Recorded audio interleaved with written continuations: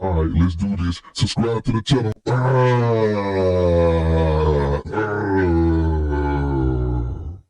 Yeah, settle down, settle down, settle down, settle down, settle down, settle down, settle down, settle down. Let me do this. Let me do this.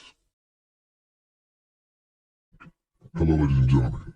I go by the name of GODGOTHAM Game, and welcome back to the channel. The second channel. Alright, y'all, look at that thumbnail. Y'all see the title, and today we got VidTube, and this is top 10 best anime fights. With that anime fight from what, 2020 to 2022, bro. It's been a while. It's been like let's say 2 years. So we here for it. So anyway, I'm here for it. It's been a while since I even react to this. So like I said, I love my animes. So y'all already know. Link up in the description below. Like, comment, and subscribe. And without further ado, man, my slogan. I am the greatest. I am the worst. I am.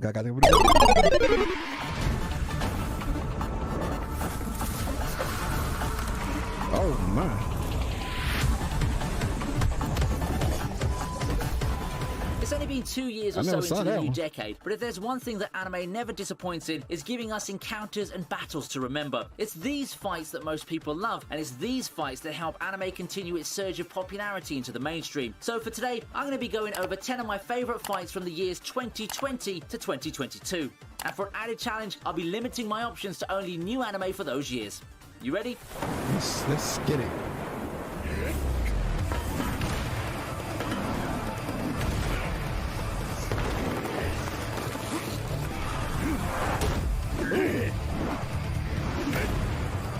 Akudama Drive was the surprise of the season. It's high-octane action with a... I never saw this. What is it? What this in like? I wish you would have. What is in like 2020? 2020? Flash of sci-fi edginess and mayhem. The chaos is quite fitting considering the state of the world in those parts of 2020. It felt like it was yesterday when anime fans were getting dazzled by the action and intensity of this original anime. It shines in how it revels in the craziness, and this fight is a shining example of that. The two characters brawl in a game center, blitzing through the place and delivering furious blows to one another. You see a lot of wild moments like structures being thrown and no-holds-barred beatdowns, all in a span of just 2 minutes. The whole thing feels more like a dance where the two are having the time of their lives. Overall, it's a nice fight that more or less captures the essence of what Akudama Drive is. Akudama Drive is no way represented by fights alone, but it's this kind of frantic action and vintage feel that really helped it stand out amongst its peers in the fall of 2020. Ooh. Next. Now I never saw that anime right there, bro. I if that on Crunchyroll, then I gotta check that out. But I never saw that. That look good though. Next is Team Ruby versus Nevermoor.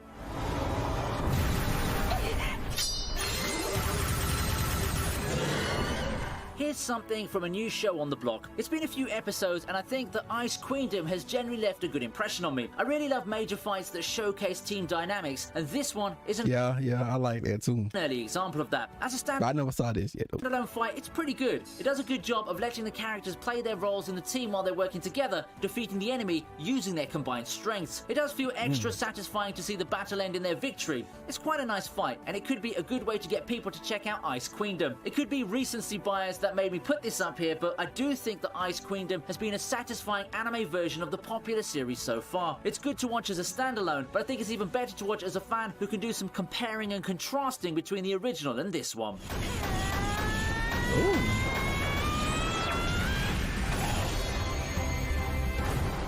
Up next we have Well, that I gotta check some of these out. White Cat's Legends Final Fight. White Cat Legend. Woo. Yes, it's been a while since I talked about Chinese anime, but we have a great one here. White Cat Legend is a pretty fun and underrated show that aired during the early part of Oh yeah, they gotta be definitely underrated. I never saw that, bro. 2020. 2020, God. Surprisingly went under the radar like a lot of other non-Japanese shows, but it's got some epic fights like this one right here. For this fight, I just love how smooth and sleek everything looked.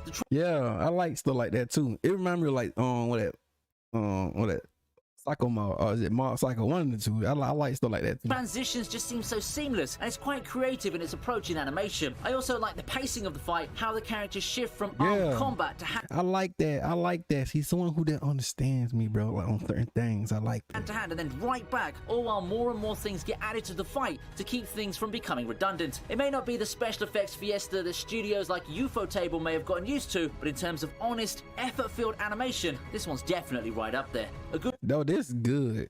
I like that. I like all that. Finale for an underrated show. Yeah, it really was underrated.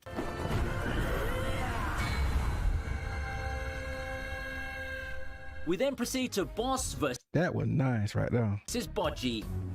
Oh yeah, Ranking King, bro. Hey yo, some people probably didn't want to watch it because how it look. Some people don't want to watch how it look, bro. Like, come on, man. It's good.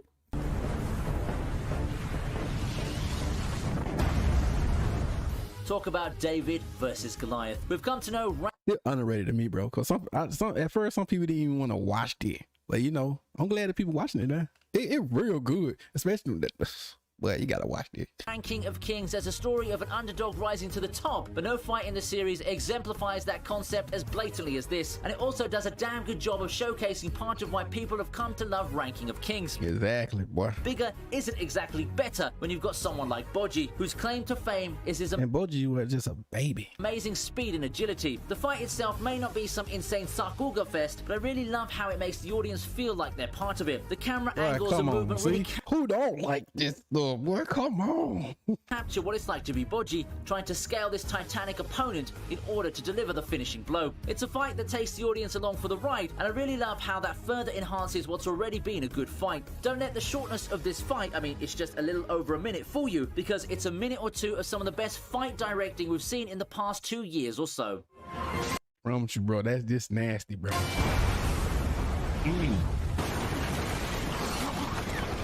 Before reaching the halfway mark, we take a look at Destiny versus Come on, man. Who don't like Ranking King, bro? Come on. Orpheus.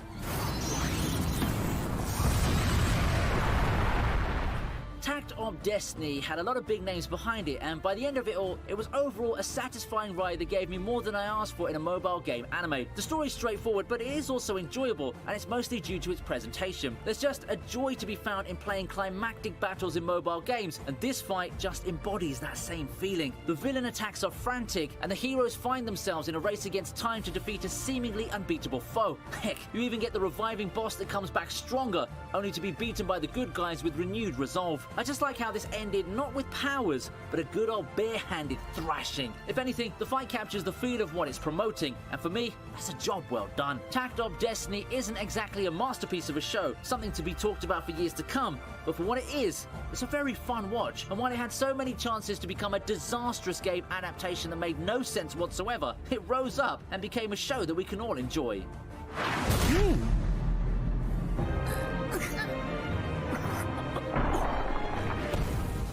Oh, and if you're enjoying this video so far and somehow aren't subscribed yet, then what are you waiting for? Go hit that subscribe button and make the team's day. It won't take long, and you can even ring the bell to be the next in line for our next video. Alright, that's enough of this break. Time to watch more exciting fights. Since we talked about Tact Op already, how about something quite similar in feel? Here's Vivy with its astounding Vivy versus Yugo fight. Oh, bro, I haven't saw it, but I saw it right here on. I think I saw this clip right here on Twitter. Bro, I was like, wait, what it is? If Tact Op is all about the sci-fi girls and the weapons, explosions, and occasional brawling to create a spectacle, Vivy as a series takes its fights in a slightly different. See, I never saw that, bro. I saw it was like another clip of it on what's called that one. Like, bro, what is this anime right here? I've been sleeping. Different direction. Instead, it chooses to wow our eyes with some of the finest fight choreography and camera work you'd get from a show like this, and amongst the many battles the show has to offer, I feel like I want to feature the Vivy versus Yugo fight today. For a show that's as sci-fi as you can get, it's quite a pleasant surprise to see fighters meticulously crafted and choreographed like this. From their fall to the eventual close quarters combat when they land, you get sucked into the action through its excellent use of stifled pacing and shots for added impact. There's quite a bit of bullet time going on before having the fight shift to frantic chaos. Hey, this look nasty, bro. I want to watch it. Overall, I think that Vivy is a show that people get into not because of the action, but when they do get into it, fights like these are nice offers to give the show a little something extra. What if you want to find a show with fights as its main feature? Oh man, God, high school, come on, man. Hey, I had high hopes for this right here, but dang. Well, it was still good though, but it just, I don't know, man. I don't know. I had some high hopes for this. God of High School it is then.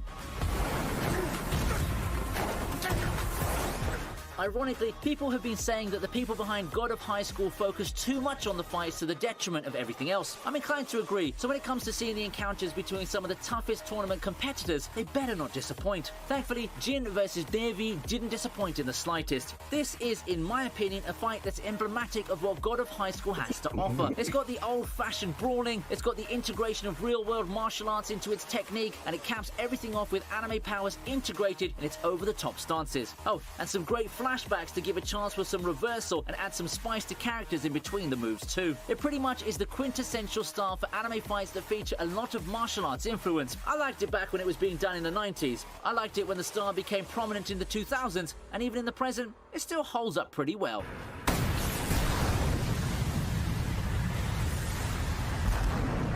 Xuan versus Wrath is next on the list. Fog Hill, Fire Element. Remember back when I was talking a lot about Fog Hill? You don't? I guess you need to go back and check the 2020 videos and see how good this thing looks. Fog Hill of 5 elements. I like how that stuff right there look, man. Like, God. It's a Chinese anime that spans only 3 episodes, but it's pretty cool how there are already multiple fights that could be considered Fight of the Year back when it was airing. It's largely due to how good it looks. The art style may seem simple, but it does have a unique flair to it, something that makes everything look so distinct and memorable. Then the characters start moving, and we get treated to some astoundingly smooth animation. I also like the progression in the fight and how it escalates over time. It brings the intensity in a way that you don't see too much even in modern anime. You know the coolest part about this though? Fog Hill is done by a rather small studio, and you can tell that even if there weren't a lot of people involved in this, the people did put their all in this project. That was nice though. This scene right here kind of remind me of Luffy. No, on Deku. Well, is it Luffy or Deku? One of, I think it's Deku. That scene remind me of Luffy. It is Luffy or Deku. One of the scenes, I forget though. Like, yeah, Deku. It remind me of Deku when he going at old buddy. And he was on the grind, like, the part I like. It's got animation that can go toe-to-toe with your mappas and such, but with far few resources. These guys were also responsible for White Cat Legend, which released a bit earlier, and you can tell why they haven't lost a beat. In fact, they may have even got better at it.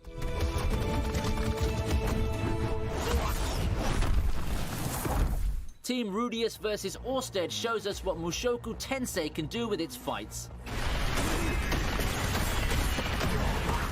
People don't immediately think of intense fights when they think of Mushoku Tensei. They could think of its influence in the isekai scene. They could think of the controversies. They could even think of how it's probably one of the most complete isekai shows out there with amazing world building. But this fight proves that in the action department, it could hang with the big boys. Fights serve a lot of purposes. Sometimes they serve as the climax of an arc or a way to build character.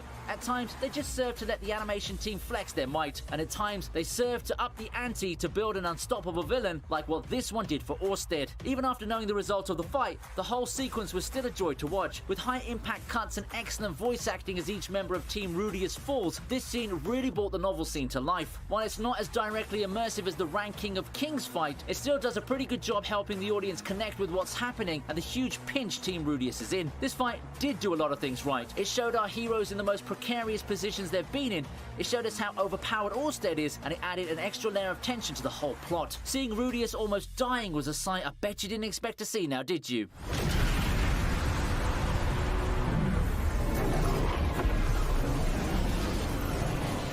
To wrap things up, we look at Jujutsu Kaisen's best fight. Oh, Jujutsu Kaisen? Oh, I thought it was gonna be probably Ippa or something else. Okay. Probably ain't put Luffy. One Piece. Yeah, it was a good scene. Yeah, it was a good fight scene right here too. I ain't gonna hold you. This This fight is no stranger It was a tag team. to anime fans who've been watching the hottest shows of late, and that's because it's just that awesome. Yuji and Todo versus Hanami simply shows the best that Jujutsu Kaisen has to offer. Fast-paced fights, a good showcase of powers, some good back and forth that makes a fight very unpredictable, and great utilization of the 2-on-1 scenario. The animators got their work cut out for them in helping this fight transition from manga to anime, and they passed the test with flying colors. This is a fight that takes us through a lot of twists and turns while letting both Yuji and Todo shine. Another good thing about this fight is how Gojo comes to end it with a breathtaking finisher.